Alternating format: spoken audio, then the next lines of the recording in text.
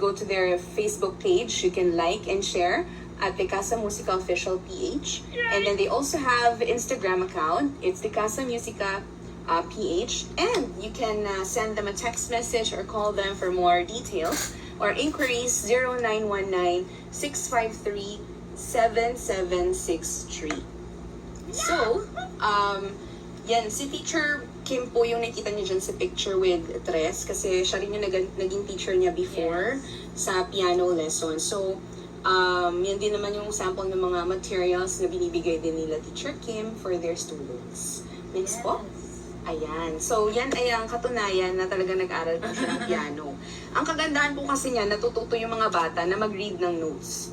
And then, iba pa din talaga yung experience na makikita mo rin bilang parent na nakaka-proud dahil nakakatugtog sila ng mga songs or music na hindi mo matugtog as an adult. And next, please. Ayan. Sino yun? So, Nakalim? si Tres po yan. Oo. So, kasi yung mga bata, pag na-expose sila sa music, kung may kapatid man yan, syempre, may encourage din yung kapatid niya na mas maliit sa kanya na, ay, gusto ko rin ito, kahit laro-laro lang, iba pa din nakikita mo silang naglalaro ng mga musical instruments. Ganon. Oo, next po. Ayan, yan yung sinasabi ko. Ganda ni Miss Kim. Oo, Teacher ko din ganda yan naman talaga si Teacher Kim. So, si Teacher Kim, mga sweetheart, is one of Casa Musica PH faculty members. She's a UST Conservatory Music Education major graduate. O, diba? We also have pictures provided to us by Casa Musica where we see a boy. So, next picture po, please. Ayan. Bago yung student niya, yan pa rin po si Teacher Kim. So, nag-play po siya ng piano. Unfortunately, wala pa tayong piano dito, no, sa studio natin. Someday. Yes, direct. Someday, malay natin, di ba? Ayun, next po. Ayan, ibibita ko pa rin si Teacher Kim. Minsan, ang mga teacher dapat umaaura din yan. Tignan mo naman. O, diba? Naka-boots pa si Teacher Kim. Wala akong ganyang boots. O, pero, saan yan? Ang ganda sa studio nila. Ayun, ang ganda. Thank you, Teacher Kim. Next po. Ayan. Ganyan na ganyan si Teacher Kim. Kanina ang ganda-ganda niya. O, yung susunod po nating picture. Ayun. So, he is actually a boy who had a recital at 2012 and actually matagal na siya sa Casa Musica. Oo. So, ibig sabihin lang na really talagang trusted po nila yung Casa Musica dito. And this year, his latest recital with Casa Musica ay yung susunod na picture. So, kung maliit pa siya dyan, yung susunod na picture mamapakita, ayan na, binata na po siya. So, he is, as of the moment, Miss Kim's longest running student. Wow. He is a student from Ateneo who is a valedictorian. Nice. Yes. And the last picture that you will see, yan, is Casa Musica's events musician team. So, marami silang teacher dyan ng Casa Musica. Iba-iba pong musical instruments, depende po talaga sa gusto ng magiging student or ng client. Ayun. So, thank you so much, Mama Pakita, no? For showing us the pictures that was provided to us by Casa Musica. Thank you again. Now, nakaka-excite pa naman, Mama Joni, for sure. Mabubuhay ang kagustuhan ng mga parents like us na i-enroll sa music lessons sa mga kids. No doubt about it, Mama Jodee. Yeah, so, dahil excited tayong lahat, let us now play the much-awaited interview with Miss Kim. Yeah. Rolling. Good evening po, Hi. Miss Kim. Good evening, Miss Jodee. I'm glad that you accepted our invite para po maging guest namin. Thank you then for the invitation for Casa Musica. Yes, and we're excited to know more about you and Casa Musica po. I have questions prepared for you. Okay, game na po. Game na. Alright. So, our first question po is, what is your professional and educational experience in music? Wow, okay. Well, I graduated as music education major in music, piano emphasis from the Conservatory of Music in UST. So, I started teaching way back 2012. Yun yung point where I got to explore na I have passion for teaching pala. And then, from then up to today, I still do teach students of all ages and levels. Wow, that's great po. When niyo po nalaman na you're interested in learning more about music? I actually started music at the age of, I think, 6 or 7. And then it was something that my dad wanted me to do, my dad and my mom. So I took piano lessons at that age. At first, it was really, all about, okay, I have piano lesson today, I have violin today. But I think through the years, that's where the love grew. I started really enjoying it, and then I perform in recitals and workshops. And then, siguro as a kid back then, parang, I'm enjoying this, I love this. So I think that's where it all began. Wow, that's nice to hear. Parang gusto ko tuloy enroll na agad sa music. Okay, and then based on your teaching experience, you mentioned that you're teaching different age groups po. Yes, yes. So what is the youngest age na naturuan niyo na po? I had, and I have right now, 3.5 years old. Wow, it's young. Very, toddler age, right? It's more of what we call the music exploration class. Okay. So more of visual aids, and then we have little instruments, rhythmic instruments, and then listening materials for them. It's more of exposing them to music, what is music, what is rhythm. So on that age po ba, may posibilidad po na matutunan nila yung pag-read ng notes? Yes, music actually, kailangan lang na skills of any learner. They know how to count, and they can at least read. Small visuals lang, mga ganun. They can learn music na. Music is all about numbers and symbols din kasi. So, if a child can already count, do basic counting and reading, they can learn music. Dali. Thank you po. Okay, so my next question po is, how do you participate in ongoing professional development? Up to now, I still attend master classes. When you say master class kasi, kaming mga professional, we attend pwedeng foreign guest or even local musician, and then they will teach us how to play certain pieces or help us, engage us in workshops pa, yung mga ganun. That's usually what is in a master class. And then meron ding mga seminars on movement and music, mga iba-iba. So this is how I still learn as a teacher. How I try to expand pa what I know by studying pa din in a different way, concept. So dyan po pala talaga pumapasok yung kasabihang learning never stops. Yeah, yes. That's very nice po. I'm curious po, what are the musical instruments po that you play? I play piano. That's where it all began. And then I also play the violin. But back in the conservatory, we had a class that was called Rondalia. We learned how to play the bandurria, the octavina guitar. So basics of this, and even the double bass. Yung tinatawag ng kids na giant guitar. And then we also have a string class where I also learned how to play the cello and the viola. So basic of all this. Although my master instruments are piano and violin. Ang galing Pero yung pinaka-piniplay nyo po is violin and piano. Piano, yes. Tsaka po, I have a follow-up question. Okay. Ano po yung masasuggest nyo for the parents? Let's say, the parents or the kid wants to learn violin. Would you suggest for them to learn violin agad, or do you suggest for them to play piano first? Okay, that's a very good question. It's usually a case-to-case basis. Violin, in a way, is a little harder. Kasi when you play the violin, two hands are doing different things. So motor skills ang kailangan. But in piano, they're doing the same thing. There are some learners who can immediately do violin as the basic or the first instrument. But there are students who are having a hard time with violin. So we suggest them for piano. Although generally, suggestion for parents, for any learner, piano first, most basic. Why is that? Not just because your hands are doing the same thing at the same time, but it's because of the reading concept of it. Kasi when you know how to read piano notes, what you read with your right hand is actually something na the same thing you can read if you're gonna study flute and violin, even for voice. And then what you read for the left hand is actually something that you will be able to read later for if you want to study cello. So talagang generally suggested is piano kasi nandun lahat. Nice. That's insight ko. Walang nalaman. Thank you. And I have a next question. Do you regularly evaluate students' progress? Yes.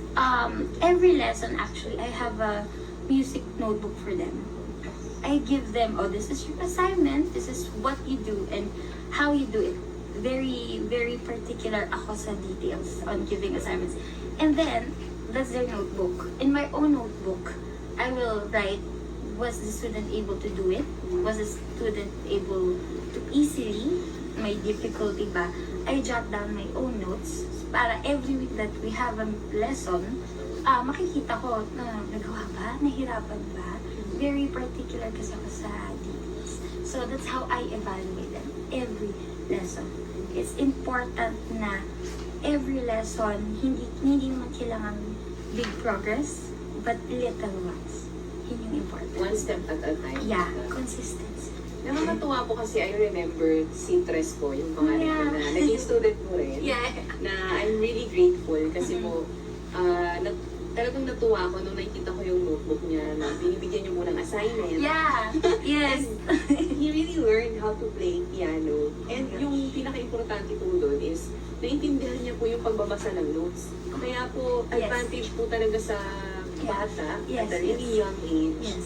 Na mag-aral po ng music, yun po yung na-realize ko as a parent. Kasi sa school po, di ba may music? Yes. So, they're being taught of how to read notes and para sa kanya po, madali na lang po yun eh. Kaya, thank you so much po talaga kay Casa Musica. Actually, on the side note, yun yung goal namin as teachers, especially at Casa. The learners kasi, kailangan maturuan namin magbasa. Not all learners kasi will study for years. Yeah. Okay? But the idea is, music is a language. So once may ituro namin yung notes, reading, how to interpret it, how to read it, it's a language learned. So, whether the learner continues or not, marunong siya magbasa. So, hindi siya dependent masyado sa teacher, na hindi yung pag wala na yung teacher or different na yung teacher, hindi na siya makaka-play. My personal goal actually is to have the learner learn how to read and play notes para later in life, whether mag-continue siya or not with a teacher, marunong siya magbasa. Makaka-play siya on his or her own. Yes. Actually, I envy Tres po kasi ako po ay estudyante rin. Diba pag music po, may mga notes talaga sa music subject eh. Yes. Tinuturo siya, pero hindi mo naiintindihan. So, yun yung disadvantage ko naman ako na, okay, minemorize ko lang siya, pero hindi ko talaga siya naiintindihan. Kasi hindi din po napapractice eh. I mean, ano to? What's this? Nakakasan to, di ba? So, thank you po talaga. So, I'll go with the next question po, Ms. Kim. What instructional materials po ba do you use? We have basic books like yung mga the John Thompson series books, Edna May. We have some Suzuki violin instructional materials. Meron din kaming may bago ngayon, they call it the Piano Adventures. Very different ang instruction materials namin because Casa Musica isn't just a traditional school. Hindi rin siya very strict sa traditional curriculum. We try to put it out there na kung ano ang kailangan ng bata. So, if a child learns faster the traditional way, yun yung mga gagamitin namin books. So, mga John Thompson, etc., the Suzuki. But there are some learners who are having difficulty with Suzuki. So, hindi ko siya pwedeng pilitin to learn Suzuki just because it's the main curriculum. What I do is I try to research other materials same lang naman ang, iba lang yung way of teaching it. Same materials, and then once mag-grasp yung new material niya ng student, ng learner, that's when I will try to put Suzuki. Because there are techniques na we need from Suzuki.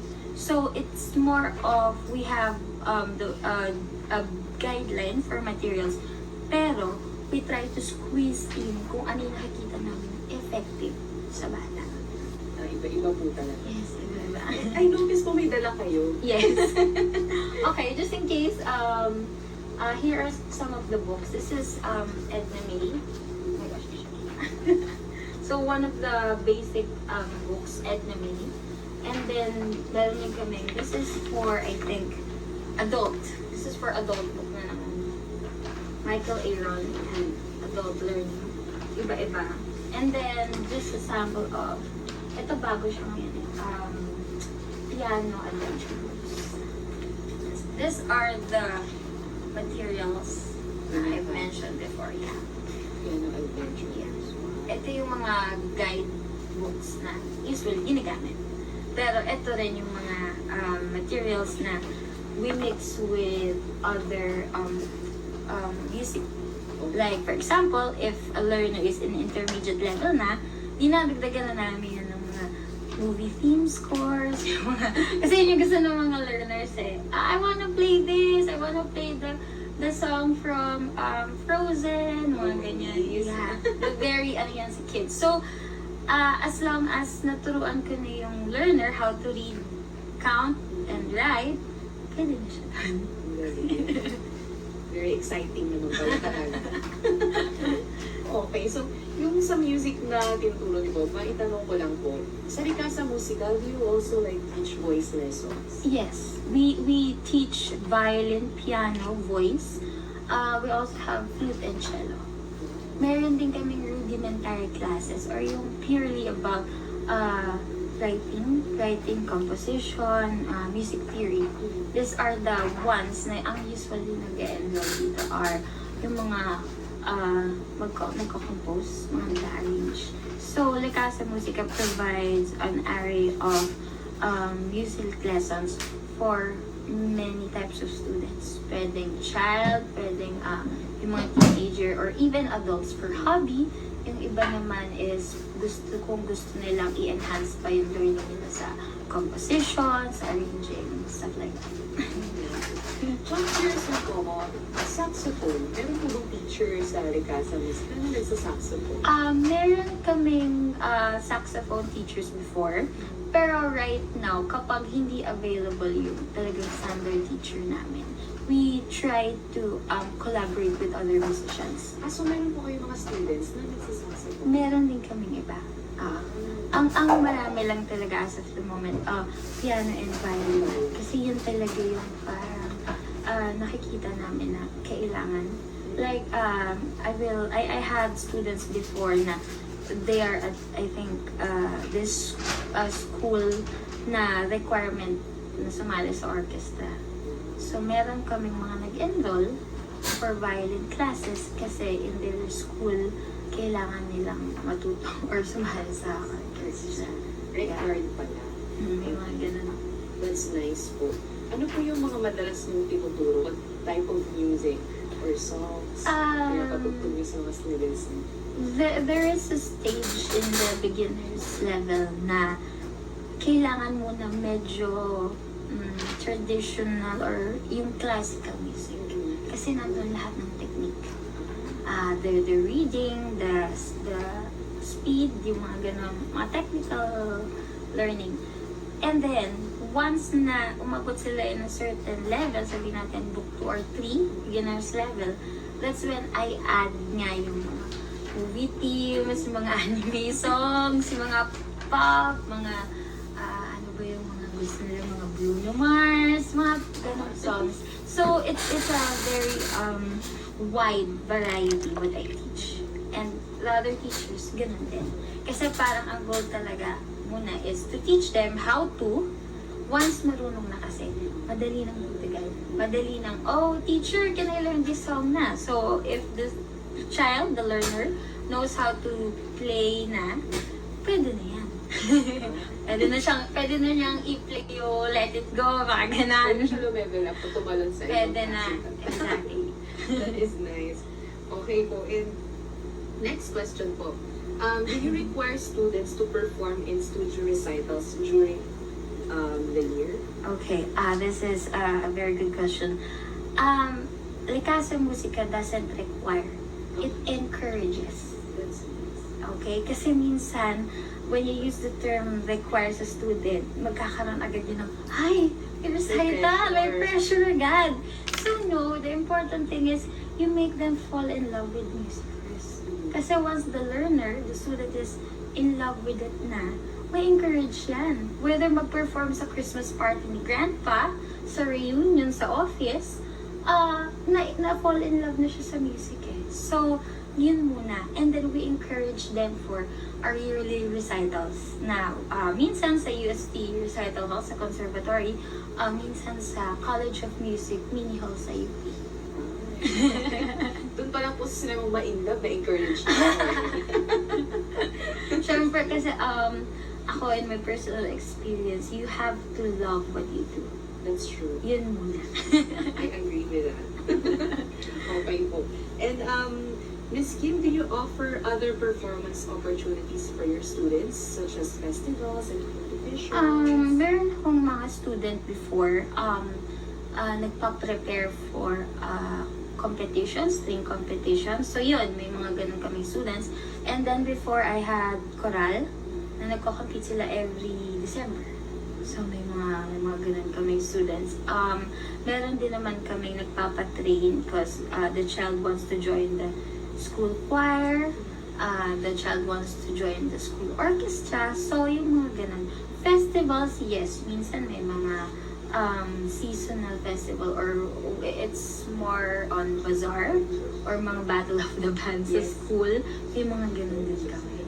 So we really try to, we try to accept all students and to encourage and enhance yung mga skill nila for their goals. Para talaga magpo-perform sila para mas ma-practice din sila na at talaga yung confidence and self-confidence sa stage. The stage, yes. Ma-conquer nila. Follow-up questions. Yes. Question po dun, Miss Kim. Kayo po mga teachers sa Casa Musica PH, tumatanggap din po kayo ng invitation like kukunin yung service ninyo for their event, let's say Yes. anniversary. Yes. Casa Musica, we play for events. Casa Musica musicians. So, we play at weddings, birthdays, anniversary, debuts, iba-iba. Even yung mga corporate events, kunyari may mga product launch, we do all of that. Minsan as a band, minsan as a soloist. Parang, kung ano yung kailangan honestly ng client. So, for example, a client needs a full band or a wedding band for this type of event, then go. Minsan, we also play at wedding bazaars, yung mga sa Mega Mall, yung mga beyond weddings, gano'n. Yeah, we also do that. So, we really try to provide service kung saan kailangan at kung ano yung kailangan. Casa Musica is very accommodating sa mga requests. So, we're really not a very strict na, okay, ito lang kami, ito lang. No, we try our best to really provide yung service na kailangan ng clients. Very good. Ang galing. So, may matatawagan na pala kami. Yes! Thank you. Alright. So, sa inyo po, Miss Kim, how much practice time do you or the students require each day para, let's say, ma-master yung isang piece? Okay, this is another good question. As a student before, I was really required to practice 1 hour every day. But times are changing. The concepts and the idea of the learners now are changing. As a teacher, for me, ang nakita kong effective for the learners of any age and level, 15 to 30 minutes daily. That should be very consistent. Meron kasing ibang learners na, for example, Friday yung lesson niya, hindi siya magpa-practice the whole week. Tapos pagdating ng Thursday, uupuan niya ng 1 hour. That is definitely not effective. Consistency is the key. 15 minutes as long as every day is far more effective than 1 hour sitting there. It's more of quality practice than quantity, just like my professors at UST taught us. It's really more of quality. So, if you're gonna ask me, 15 to 30 minutes daily. Kasi baka yung iba masabi lang na nag-practice. Diba? No, it's really all about quality. Minsan may mga students Saka na mas feel mo bilang Yeah. student na easy lang to. nag-practice na lang kaya ko Yeah. to, pagod na ako, Yeah. bukas naman. Yeah. Learning should be fun and easy. Yun yung... Enjoy lang. Oo, enjoy lang. Hindi kayang stressful or... hindi ganon. You should always check na the learner is enjoying it. At the same time, may quality yung ginagawa. Hindi yung naglalaro lang din siya na, okay, not doing anything. But having fun, pero may natutunan. Very important. That's really nice. Okay po. And as a teacher, Teacher Kim, what do you expect of your students and their parents? Okay. I usually expect na in a span of time, although I don't have deadline kasi iba-iba talaga ang learners. Merong na one lesson pa lang, kuha na. Meron namang iba finishing set na medyo hindi pa masyado. So what I expect is to see them first na they like what they are doing. Kasi in anything, kapag nagustuhan ng bata, madali man yung maturuan. So, my expectation lang is for them to be able to read, count, and play yung mga basic. For parents, more of encouragement. Okay? No pressure. Let the child practice. Ako noon, I think what was effective is my parents, parang pag nagpa-practice ako, my dad isn't sitting by my side watching me practice, pero he is there. He is gonna be like, ate, play ka naman ng Moon River. More of like that. So, nagpa-practice ko yung homework ko. Pero no pressure. Ganun lang. May lambing. May ganun. Talagang more of positive reinforcement from parents. Encourage them, but don't force them. Laging ganun. So, whether the child did good, did great, or not so good in their lesson, in the recital, it's very important na nandun yung support ng parents. Lagi nilang ipa-feel na, oh, you did great, or oh, that's good, I think you can do better pa. Laging ganun. Moral support. Moral support is very important. Kasi pag may ganun, the child would always have a thinking na, oh, mom said, dad said, I did great today, I did good, but they think that I can do better pa. So, magpupush pa sila na do better pa. That is right. Totoo naman po yun. What do you think, Teacher Kim, is the parents' role during the period na nag-aaral po ng music yung kanilang mga? Yun, ganun talaga. Moral support. Nandun sila. Attending recitals. Minsan maganda na for the time of the lesson, nandun sila. Kahit saglit lang. Kailangan kasi ma-feel ng bata na involved yung parent. Yes. Kailangan makita niya na, ay, Mommy saw me having lesson today.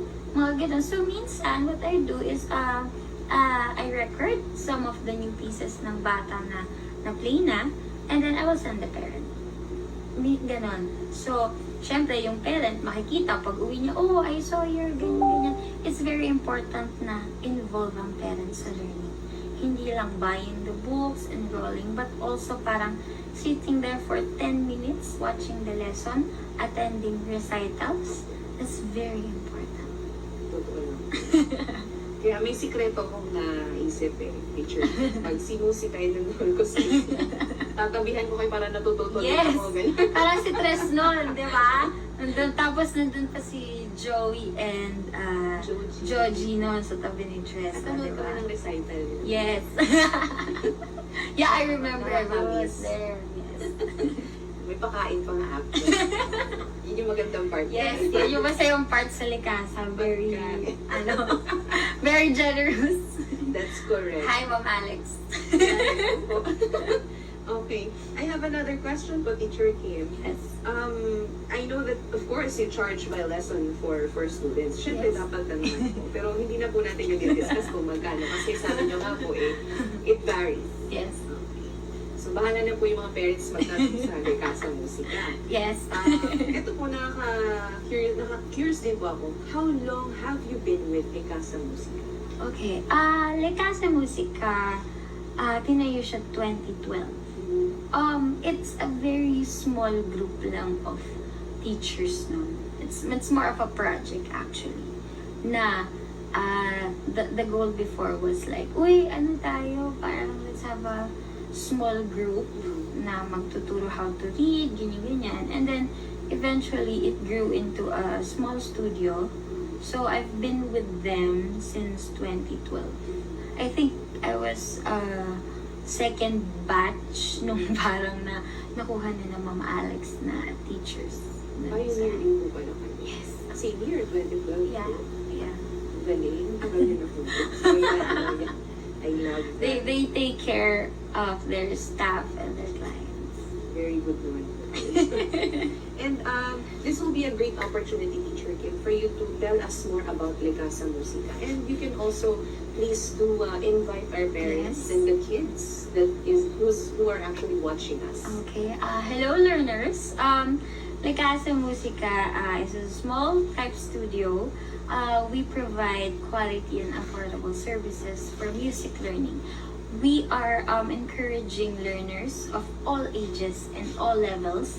We teach students from 3 years old and even up to retired seniors of 88. Nagkaroon na kami ng 88 years old students. So, feel free to check out our sites, to watch recital videos. Our studio is more of awareness ng music learning, the positivity of music education, the good influence it can give, it can bring to a community. So that's all about Casa Musica. Thank you so much po for your time, Yes. Teacher Kim. Yes. I really appreciate yung effort and yung time na binigay niyo sa amin na Mama Chikas na K5 Yes. Digital Media. Mama Chikas, thank you also for inviting Casa Musica na mabigyan namin ng chance to encourage parents and learners na mag-take ng music lessons because it is really good benefit for learners, especially the young ones. Yay. Thank you po, Teacher Thank Kim. you. Thank you po. Yay! Ayun, ang galing naman. Thank you so much.